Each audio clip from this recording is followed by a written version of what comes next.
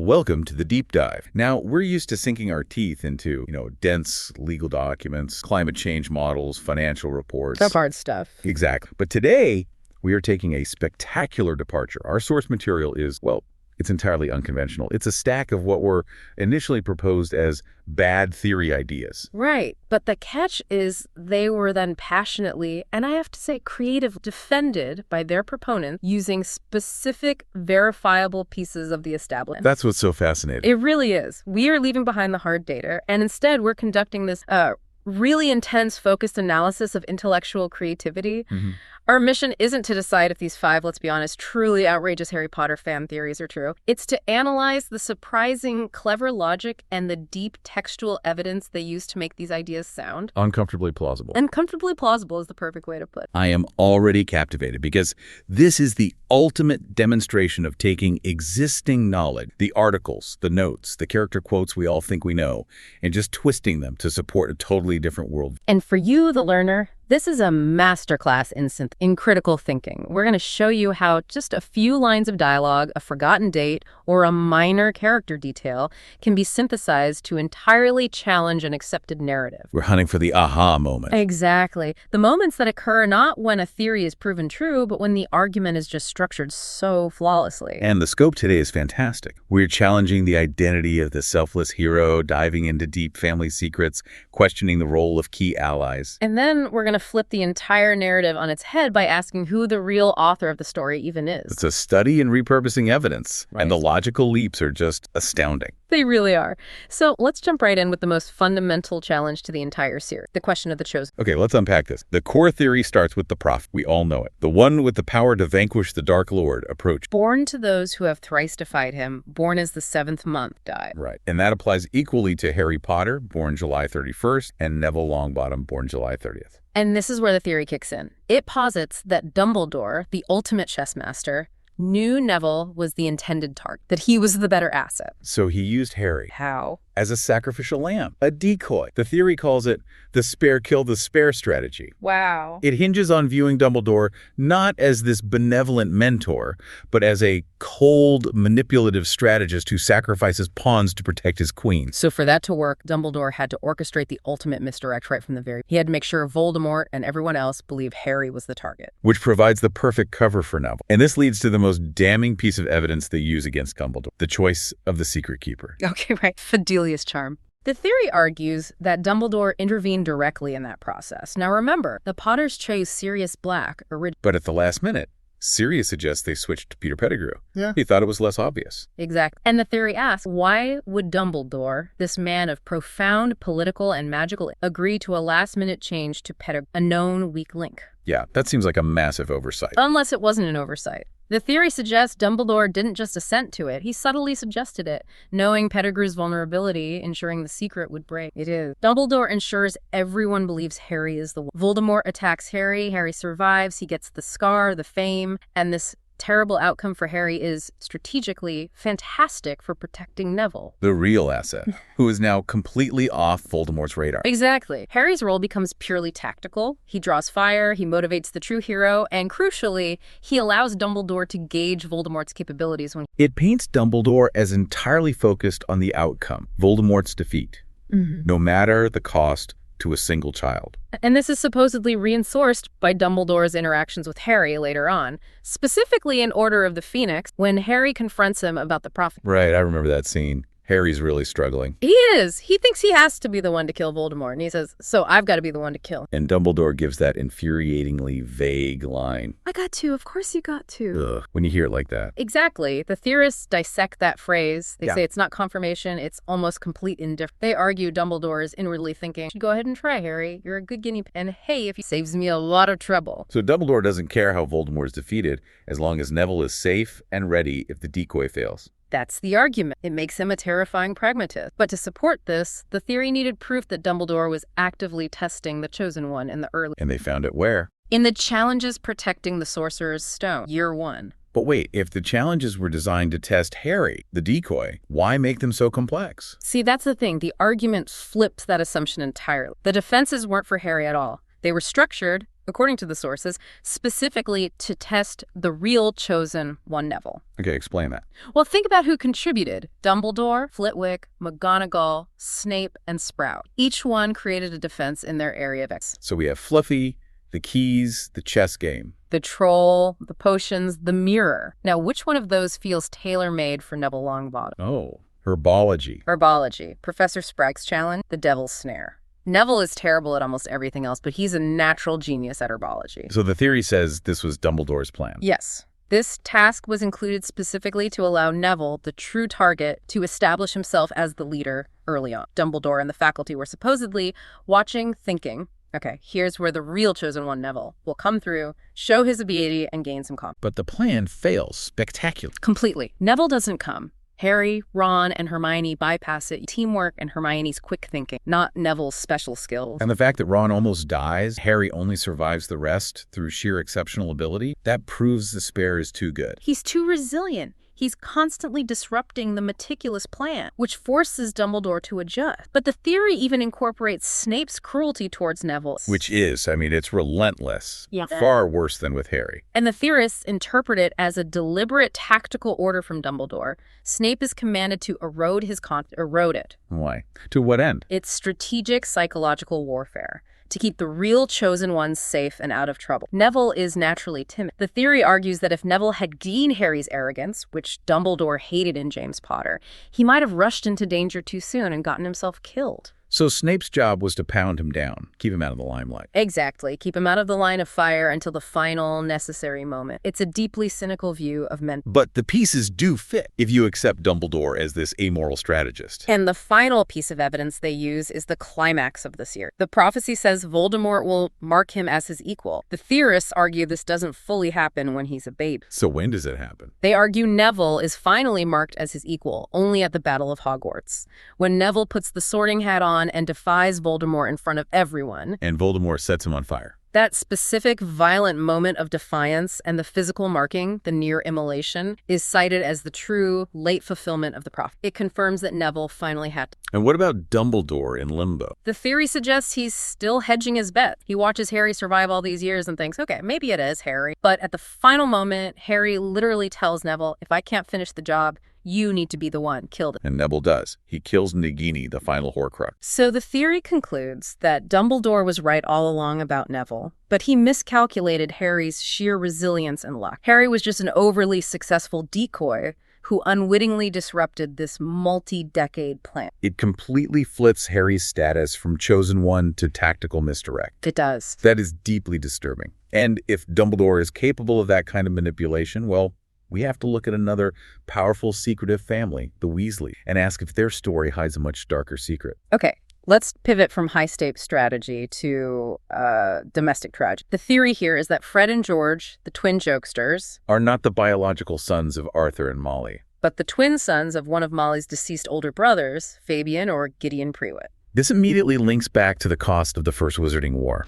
We know Fabian and Gideon Prewitt were in the original Order of the Phoenix. They died fighting Death Eaters. Right. Moody describes them as exceptional wizards. They took down 5 Death Eaters. Their sacrifice is canon, but the theory uses it to explain the living Weasley. And the first piece of evidence is, it's just so elegant, the names. FG, Fred, and George. The initials align perfectly with Fabian and Gideon. The argument is that one of the Prewitt brothers had twins and named them, maybe as a nod to himself and his brother, right died. Which leads to the emotional and logistical side of it. The Weasleys are fundamentally decent people. So, if Molly's brothers died, leaving behind orphan children, Molly and Arthur would naturally be the primary for adoption. The timeline works, right.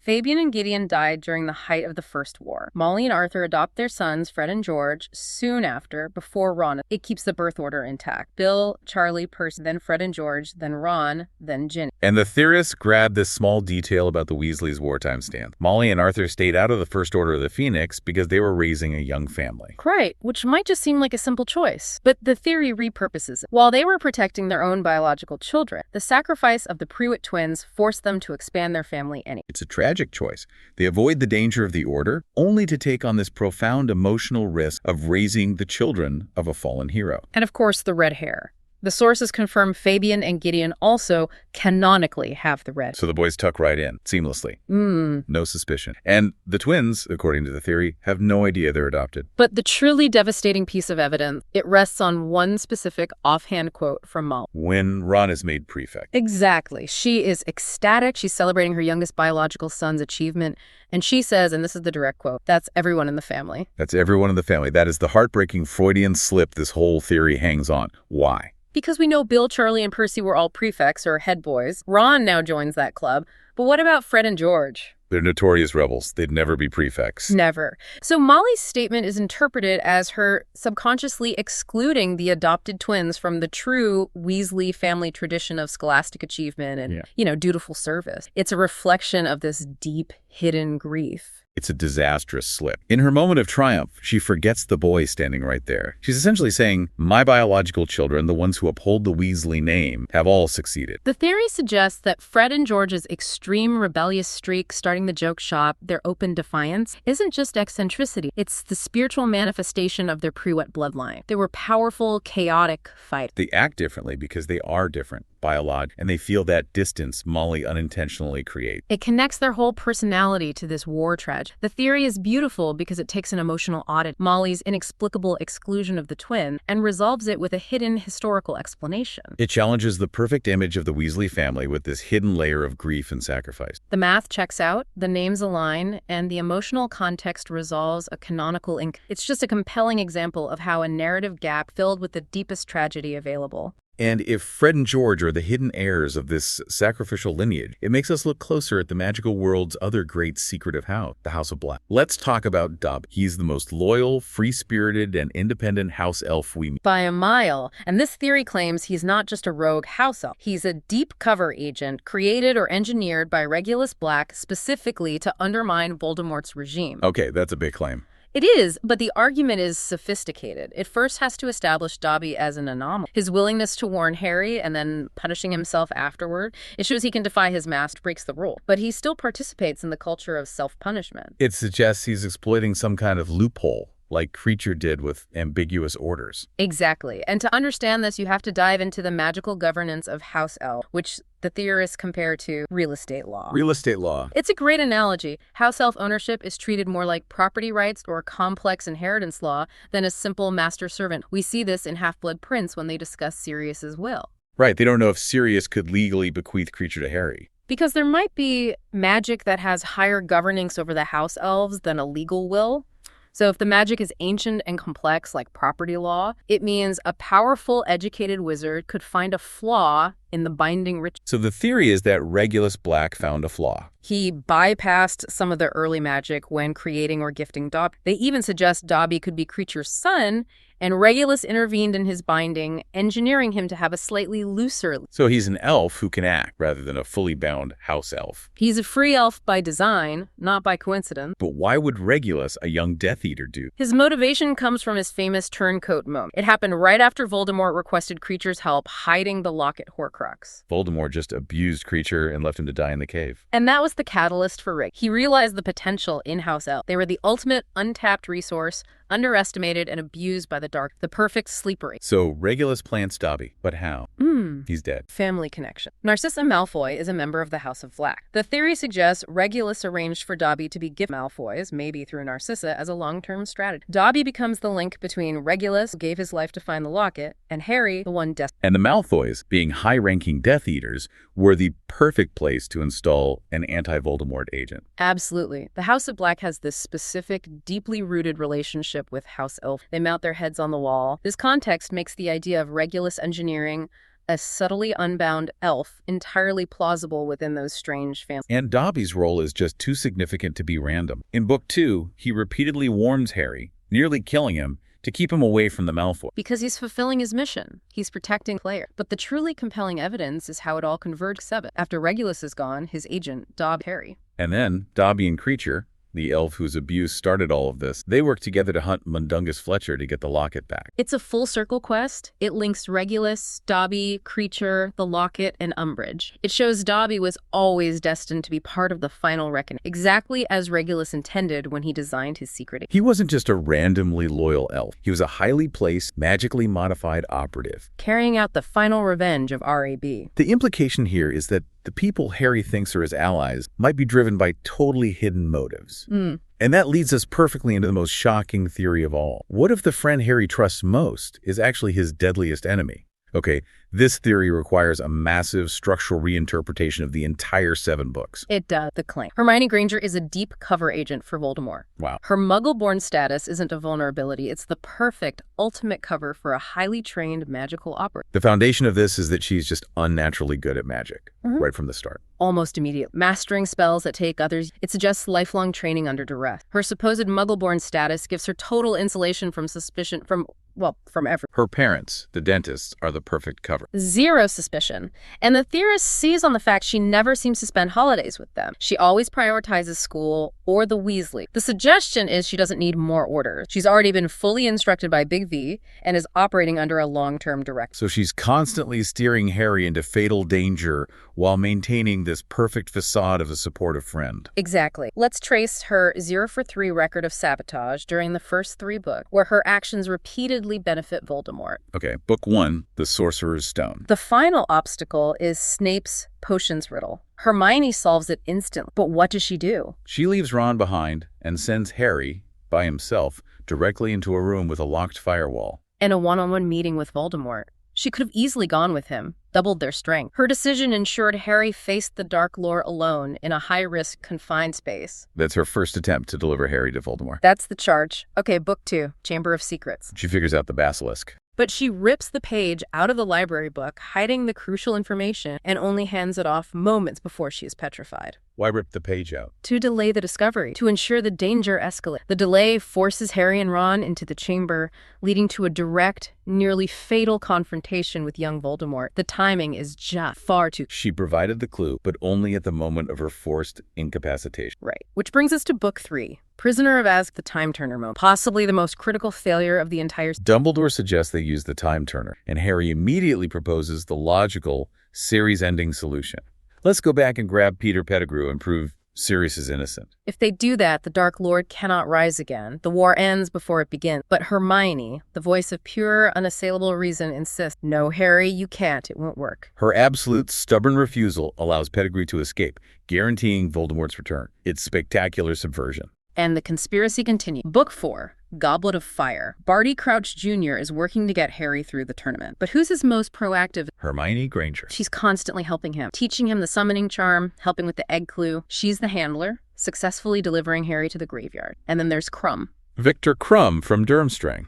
The dark arts school, traditionally aligned with Voldemort's ally. She uses the excuse of international magical cooperation, but the theory says that's just cover while she's meeting with her actual buddies in the dark arts network. Okay, book 5. Order of the Phoenix. Her positioning is perfect. She's at the literal head of the order, perfectly situated to glean and suppress information, keeping Harry dangerous. And she's the one who gets rid of Umbridge. Leads her right to the Centaur. The theory argues this was a tactical elimination. Umbridge was actual competition from the Ministry. Hermione got rid of real competition, ensuring Voldemort faced only the vulnerable Potter boy. So in book 6, her control starts to slip. When Harry starts using the Half-Blood Prince's textbook and outperforming her, she is extremely upset. Why? Because Harry is learning too much. He's gaining agency. He's no longer controlling his trajectory. But there's a moment of potential redemption. The theorists suggest Ron's true role in the series flip Hermione to the light side. The whole #RonMeForLife. Ron's sheer goodness starts to break down her deep cover allegiance. But before he succeeds, she has one last act of treachery. Godric's Hollow.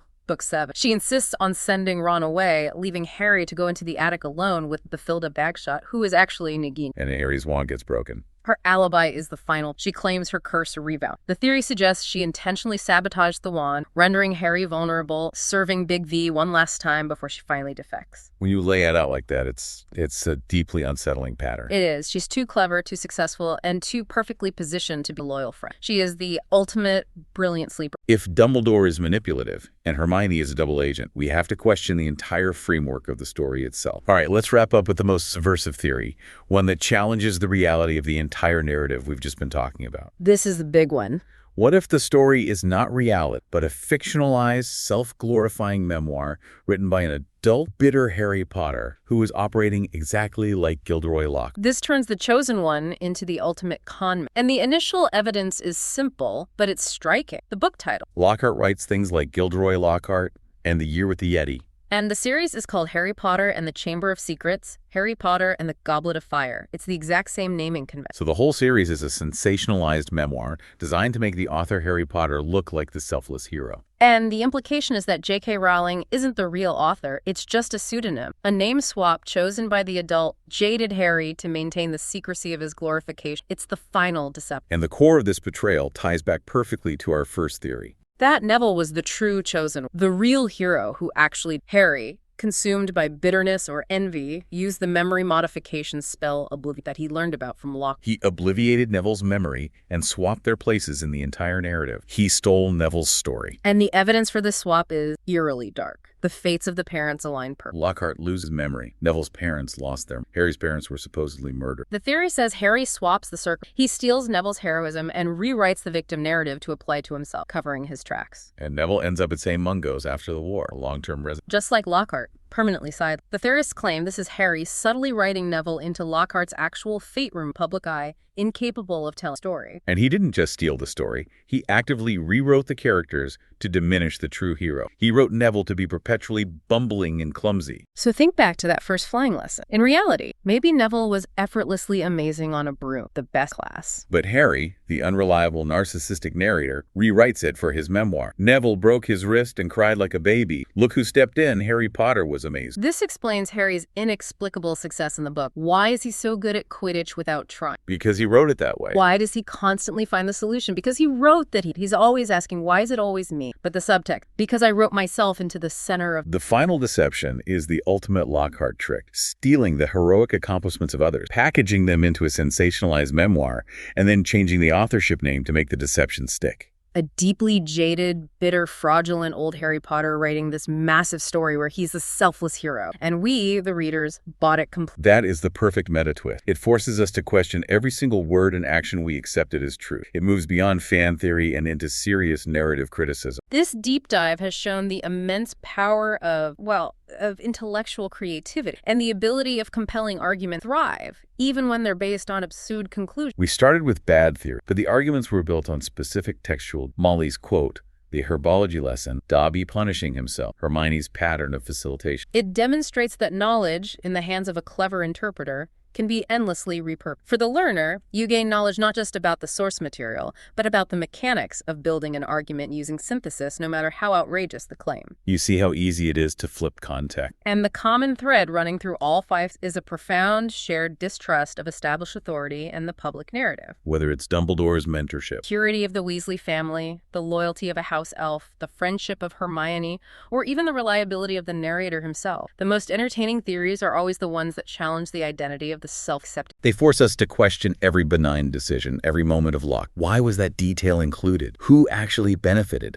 Why did the author, whoever they are, make that specific choice? So we leave you with this provocative thought. If Harry Potter, the quintessential good and selfless hero, is merely an unreliable narrator, revealed to be operating exactly like the con man Gilderoy Lockhart, how many other foundational heroes we admire, in history or fiction, might simply be the best authors of their own? What key details in the world around you? The headlines, the corporate reports, the historical anecdotes are being overlooked, waiting to be repurposed into a completely new and perhaps darker narrative. Until next time, keep digging.